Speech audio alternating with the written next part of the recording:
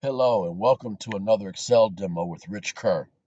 Today I'm starting a new section of my YouTube channel that's going to focus on VBA or Visual Basic for Applications.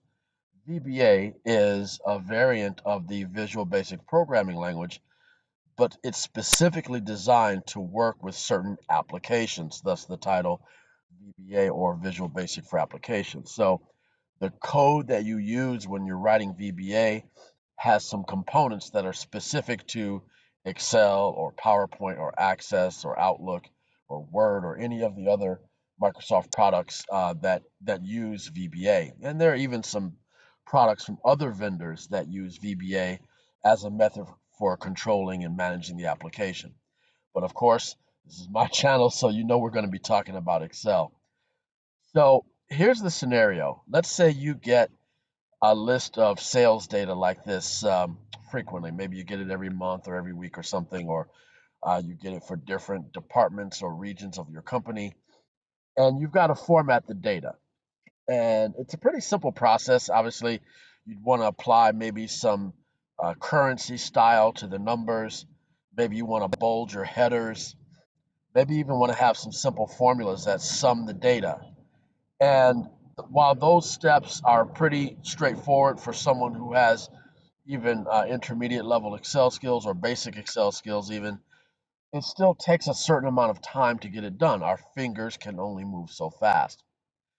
So with VBA, what we could do is write a macro or script which would have all of the steps that you want to do included into one simple process. Then when you get the data next week or next month or whatever it is, you simply run the macro or run the script. So you're not having to manually do that process over and over again. So that's what we're going to look at today is how do I write those steps with Visual Basic code rather than the normal interface inside the Excel application so that we can automate it. I guess another way we can say what we're doing here is we're using VBA to automate the steps that we do in Excel to save time and for accuracy, right? I mean, even when you know how to do some formulas, you know how to format your data. We're human, we make mistakes. So if we can record those steps accurately or write the code for those steps accurately, then we know we're not going to have any errors in the process in the future. Let's get started. First, how do I go about even writing the code for Visual Basic and have that code associated with my workbook? Now, the first thing we're going to do is we're going to save our Excel file as a macro enabled workbook. So when you have macro code stored or Visual Basic code stored inside your workbook, it has a different file extension. So the normal Excel extension is XLSX. We're going to go to our save a copy option and we're going to save our Excel file as an XLSM. So where you have the title and then under the title of your file, you've got the file format and the default is XLSX. We're going to save it as an Excel macro enabled workbook XLSM. So we'll choose that option and hit save. So the different file extension lets you know whether or not you have an Excel file that can include VBA code. Okay, we've taken care of that administrative step, so we now have a file that can house VBA code. If you try to store your code in a file that's an XLSX file, Excel will warn you that you can't save this file until you change it into a macro-enabled workbook, which is the step that we just did, saving it with that file extension. Okay, now I need to enable that part of my Excel ribbon that lets me access the features for working with code and programming my workbook, and that's called the Developer tab. So if you already have the Developer tab turned on, you don't need to do this step, but I'm going to show you how to do it. You right-click anywhere on the ribbon and choose Customize the ribbon. After you've customized or gone to the Customize the ribbon section, we're going to come over to the right-hand side of this interface and put a check mark for the Developer tab and click OK. So now we have the tab labeled Developer, and that tab has a number of icons that provide functionality for going beyond Excel's out of the box functionality and creating your own, such as going into the interface to write your code. So to get there, in this example, we're going to click the icon labeled Visual Basic, and it opens up another window. And I'm going to size my windows so that you can kind of see both at the same time. So I'm going to just kind of adjust my interface here. I'm going to first slide the divider over to the left a bit more so we can see more of the Visual Basic environment. So there are a couple of different areas to know about, and I'll touch on them briefly. On the left-hand side, you have a pane called the VBA Project Explorer, and this shows you the different Excel files that you're currently working with. If you've got some Visual Basic code stored in the Personal Macro Workbook, which is an Excel file that launches in a hidden mode when you launch Excel, if it has any VB code in it, you'll see a representation of that here, even though normally you don't see it visually inside Excel because it's normally hidden. But you'll see a representation of that file here. And your current file, you'll see that my current file is called salesdata1.xlsm, and I see it represented here.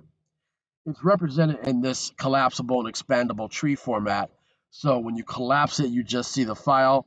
When you expand it, you'll see elements that represent the sheets. So I only have one sheet, and then you see another icon that represents the workbook in its entirety. And that's because you can actually write code that is associated with specific things that happen to a certain sheet or the entire workbook. Like you could write code that's associated with the event that's triggered when you close the workbook. Like maybe when you close the workbook, you want to send a message to the user. Or maybe when you go to a certain sheet, you want something to happen. We'll touch on those kinds of specific use cases in a separate video. What you want to do first is create a storage area inside your Excel file to hold your code. So that's referred to as a module. And initially, your file is not going to have any modules because there's no code there. What you'll want to do is do a right click anywhere on that tree branch representing your current file and choose Insert Module. Insert Module. We'll talk about user forms and class modules in another video, but let's go straight to Module. So you now have another folder there called Modules, and then there's one subfolder. Even though that piece doesn't have an icon that looks like a folder, you can sort of think about it that way. So you have a folder called Modules, and within it, one storage area called Module 1. Now, the only property, so there's a properties panel in here as well, and the only property or attribute of the module is what it's called. And so when I'm clicked on Module 1, we can see on our property sheet that we can change the name of the module. So I'm going to do that. I'm going to call it sample code. Your module name cannot have any spaces in it. If you're not seeing your Project Explorer or your properties window, you can go to the View menu here in the Visual Basic environment and turn those elements on, Project Explorer and the Properties window. Okay, so we're just about ready to start creating our macro or our script. By the way, you'll hear people use the term macro and script somewhat interchangeably. And what that is simply a collection of code that's combined together into one cohesive block of code, and we call that a macro or a script, and it's typically used to address some specific purpose that you're trying to accomplish. Let me talk a little bit about another section in this window called the immediate window. The immediate window is where you can test out little snippets of Visual Basic code one at a time. If you can sort of imagine what we're going to end up with here is a script or a macro that has maybe 5 or 10 or 100 or 1,000 lines of code. If you're experimenting and learning, and even when you become a seasoned developer, you might have a specific bit of code that you'd like to test out. And the immediate window is where you can test out your syntax. Make sure that what you're writing works correctly before you make it part of your masterpiece. It's also a great area to demonstrate certain concepts when you're teaching Visual Basic for applications. So I'm going to do that first before we go up to this top area, which wasn't there when we didn't have our module, right? When we created our module, we got this workspace up above. But before we even go there, let's test out a couple of concepts. One of the first concepts I want to tell you about is a concept called objects and properties. I guess there's a couple of things that go together. So, objects and properties. An object can be something like a cell or a column or an actual sheet inside your workbook. There can be chart objects. There could even be shape objects, like if you put a button on your sheet or if you put an image on your sheet. One of the more commonly used objects in Excel is called the range object. And believe it or not, you know all about range objects, even if you haven't done Visual Basic before, because you typically don't refer to them that way, or let's say most of us don't. The range object is one way. I'm not going to say the way, but it's one way you can refer to a cell or a group of cells. So if I wanted to refer to cell A1, for example, that would be range, open paren. And just like when you're working in Excel proper, when you're working inside the application and you're writing a function, you get Microsoft's IntelliSense that helps you understand what comes next. You get that in the Visual Basic environment too. So when I write the term range correctly, open paren, I can see that I can include one or potentially two cells. Just like in Excel, optional arguments have square brackets around them. So the range object needs at least one cell reference. You can put other kinds of references in there too, but a sort of a typical usage of this is to put a cell's address. So I'm going to put range and then A1 in quotes inside the parentheses of my range object function. And then let's say I wanted to set the bold property of the font for range A1. So the object is range A1 dot, and then I get a drop down list of properties and a second component called methods. Methods are actions that the object can do or perform. So we're going to focus on properties for the moment. The properties are the items that sort of look like a little card with a hand pointing to it. Maybe you could envision someone pointing to a list of attributes for the object. So there is a property called font. Now, some properties have sub-properties. So just like when you're working in Excel proper inside the application, you know that within font, you have things like the size or the font name or whether or not it's bold. Let's say I wanted to make the font in cell A1 bold. So bold is a sub-property of the font property. So this syntax refers to object, which is the range A1, dot, the primary property or parent property is font, and the sub property is bold. And then I'm going to set it by saying equals true. The bold property is one that is what we call a Boolean property, meaning it can only have a true or false value. So I can't set like different levels of intensity of bold, at least not in Excel. It's either bold or it isn't. So it's either true or false for this kind of property. The reason why this area of the spreadsheet is called the immediate window is because when you hit your enter key after a line of code, your application will process it immediately. So I'm going to hit enter, and we can see that the font turned bold in cell A1. What if I wanted to change the size of the font? So I can say range A1 dot font dot size, and the size property is one that takes a numeric value. So let's say I wanted to set the font size to size 14. I can do it just like that. Range A1 dot font dot size equals 14, and I hit my enter key, and we can see that the font has increased in size. You can also use the immediate window to query or ask questions of your application about certain properties. So for example, what if I wanted to know the size of the font in cell B1? With a question mark, you can sort of get the value of a certain property rather than setting the value of a property as we did in the two examples above. So I want to get or find out what the value is for the size of the font in range B1. So we'll say range B1. Notice it is not case sensitive with the letter for the column in your range object. So question mark range B1 dot font dot size gives me a result of 11. So if I wasn't sure about it, I could inquire here in the Visual Basic environment. Now, of course, could I just look in Excel and see that too? Yes. But there might be scenarios where you want the script or macro that you're writing to know what the font size is. Maybe that means something.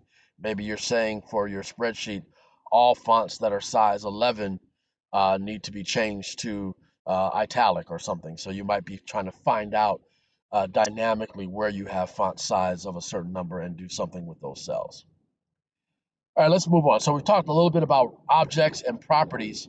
So let's say in my macro or script, I want to change the font size and bold setting for cells A1 through D1. And I want to perform some other formatting as well. I'm going to go up to my workspace in the module that we created, and I'm going to start out by creating my macro by typing the word sub, which is short for subroutine. So we still use this term sub to indicate the beginning of a new block of code, and then we give our subroutine or our macro or script a name. I'm going to call it format sales data. When you hit your enter key after naming your script or your macro, it'll automatically put an end sub line. So everything that's going to happen in this particular code or block of code that we call a script or a macro will happen between sub and end sub. One of the marks of a good programmer is creating comments in your code that remind you or another programmer from your team what the purpose is of a specific part of your code. You can put a comment in by putting an apostrophe or single quote. So your code environment ignores everything that's preceded by that single quote. It's there for the human beings to read. So we'll say single quote, this script will format the sales data and add some formulas. Okay, simple enough. Now, in our examples, when we were testing our understanding of objects and properties, and the object that we were working with was a simple cell object, we referred to one cell at a time. So we did range A1. But let's say I wanted to format A1 through D1. Just like in an Excel formula, you can do that with your range object in VBA. So you can say range A1 through D1 dot font dot size equals 12. Let's say we want to set it to 12. Let's say we want to say range A1 through D1 dot font dot bold equals true. And why don't we add an underline too? We didn't look at that before. We'll say range A1 through D1 dot font dot. And what's kind of nice is as you're working with some of these objects and properties, you do get the drop downs that show you some potential values or names of other properties that you might want to use. And so we can see there's an underline property, and then I'll do equals, and I want to set it to true. Now the underline property is interesting because we tend to think of it as either true or false, kind of like bold or italic. But some versions ago, Microsoft added a double underline feature. So that is a value that can be set with underline, not just true and false, but you can also set a value for double underline. We'll take a look at that in another video. Now, notice as I'm writing these lines of code, nothing is happening yet because we're not working in the immediate window. This is a block of code that will be run later en masse, right? All the lines will be run together as one sort of continuous series of steps, but we haven't done that just yet. We're just putting the instructions in place. All right, so that's going to format my column headers, A1 through D1. Now, let's say I wanted to format the sales rep IDs. Maybe we want them to be, say, 5 digits long. So ID number 1 would be 00001. So I'm going to do range A2 through A12. right? If I know that that's my range of IDs, I'm going to set it that way. And in another video, we'll talk about what if I don't know how many rows down I need to go? What if sometimes there's 12 rows of data, sometimes there's 30, sometimes there's 100? We'll talk about that at another time. I'm going to say dot number format, right? So that's another property I can set of a range object is the number format. So I'm going to do an equals and use quotation marks to indicate with symbols what I want that numeric format to be, right? So in fact, we just use all zeros here, right? So a zero is a required numeric placeholder for numeric formatting. So if the value is actually the number one, it's going to be preceded by 4 zeros, and that last placeholder will actually be the value of 1. Now, I'd like to set my other values in columns B through D as currency style. So I'm going to say range, and then that would be B2 through D12 dot number format. Now, some of the settings that you'll do in here, you may need to experiment with the numeric format inside Excel, right? Or if you don't know exactly how to do numeric format symbols. So if you didn't know that putting all those zeros there would give you leading zeros, that's sort of another conversation about numeric formatting in Excel, but it works the same way inside the Excel environment. So you're basically using that same understanding of how numbers are formatted. And so we're going to do a very simple numeric format for currency style. I want the dollar symbol to be there, and pound signs reflect optional placeholders. So this is how you write the traditional currency style format, where you only get a comma if there's at least 4 digits in the integer component, right? So if your number only goes up to 999.99, you're not going to get a comma.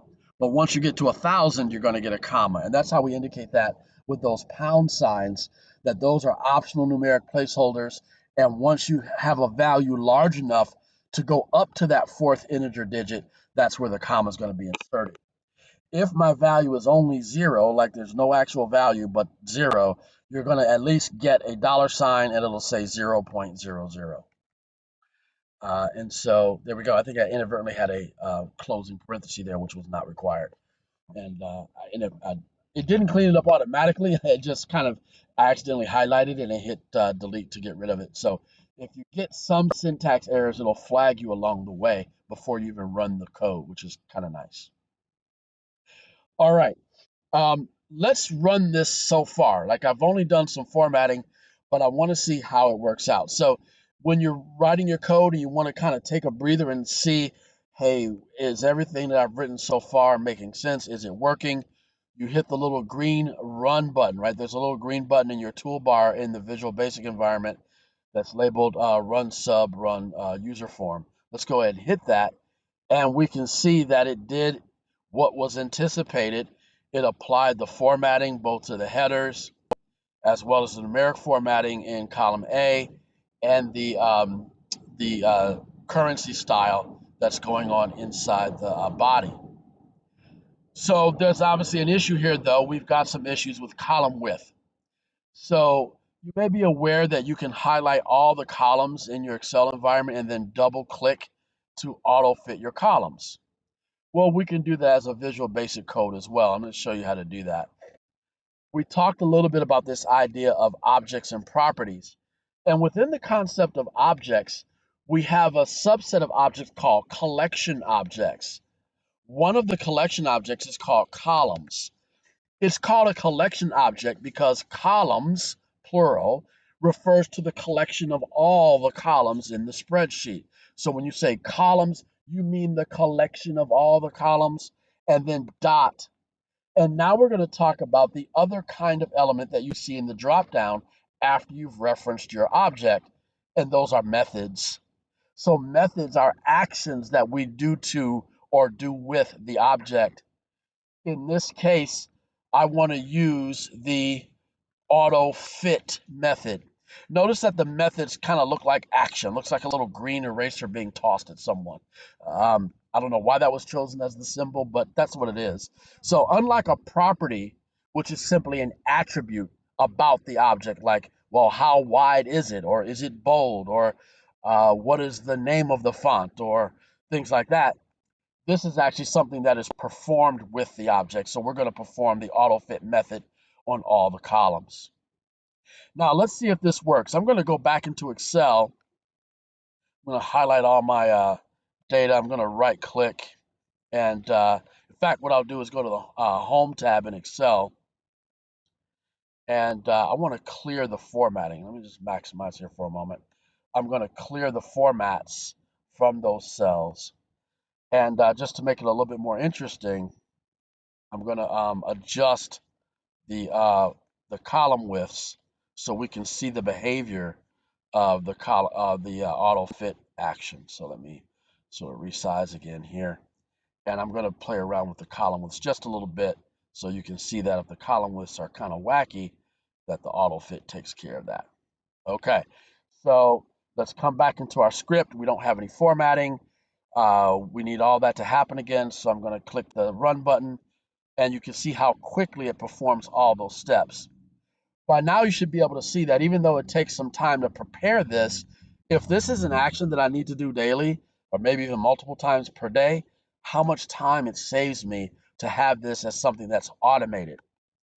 And of course, ultimately, you want to assign this macro or script to a button that you place somewhere in Excel. Maybe you have a button on your ribbon or your quick access toolbar.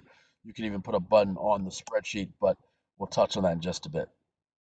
Okay, so I've got my formatting, I've got my columns fit, auto fitting. So now I want to add some formulas. So I'm going to say uh, range, and let's say I want to put the sum formula. Maybe I want to skip a row and go to row 14 since my data ends in row 12. So I'm going to say range uh, B12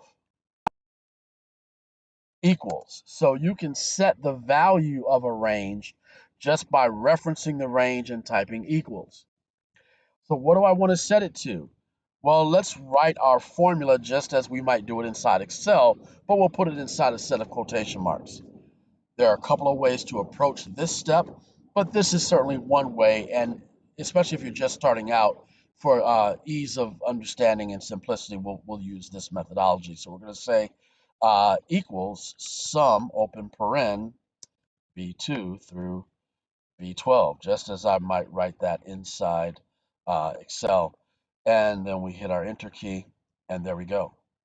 Now I'm going to copy that and do the same thing, but for the other ranges. So we'll set C12 equal to the sum of C2 through C12. Actually, made an error here. This should be this would be row 14 where we're putting our formulas. So we're setting the value of B14 and C14. So then we'll copy this formula and do it for the data in column D. So we'll say range D14 is going to be equal to the sum of D2 through D12. Let's run it again. Now, even though we've already performed these formatting elements, it just does them again. It's okay that it already happened. We're testing this out. We're going to run our script. And there we can see that something has happened, right? What we see are the pound signs. Now, if I click on one of those cells, we can see it did put the formula in as expected, equals sum B2 through B12, same thing, the correct formula for C and for D. But we get the pound signs because the columns aren't wide enough, and we did our auto fit function before we put the sum formula. So I'm going to remove the auto fit function from that part of my code and put it in after we do the sum formula. So just like you might do when you're working in Excel, you want to wait until you've entered everything before you auto fit your columns just for efficiency. So let's run it again. And there we go. So we get the auto fit and we're off to the races. It's done what we expected to do. So let's save our work. I'm going to hit the save icon right here inside the Visual Basic for Applications window. And when you hit save in here, it also saves the current workbook that you have open. So let's say it's the next day or next week or whenever you have to do this again, you get another sales data file, and it's just like the other, right? It's not formatted. It needs to have all those things added, just like we saw with the first one. So let me move this file over a bit so we can work with this one. So same situation, I'm going to run the same macro. Now, even though we wrote the macro and saved it in sales data 1, that file is still active, so we still have access to it, even though I've now opened up a file called sales data 2. The macro that you're using doesn't have to reside inside the file that it's performing the work on, right? And we'll talk a little bit about how to arrange your macros and where they're stored for efficiency in a future video. But in this scenario, I've opened up another Excel file. It doesn't have to be a macro-enabled workbook because the work is being done to it. It's not storing the code itself. So I'm going to come over here to my code environment. When I run this macro, it's going to run it against whichever workbook is active. So sales data 2 is the active workbook.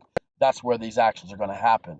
And boom, we run it and we can see that it has performed all of those steps. This is probably a good stopping point for the first video. Come back soon. We're going to keep exploring this and talk a little bit more about how we can make this process even more efficient and reduce the amount of code required to make all these steps happen for a more streamlined and efficient macro. I hope you find this useful. Please come back soon. We're going to do a lot more in just a bit. Have a great day.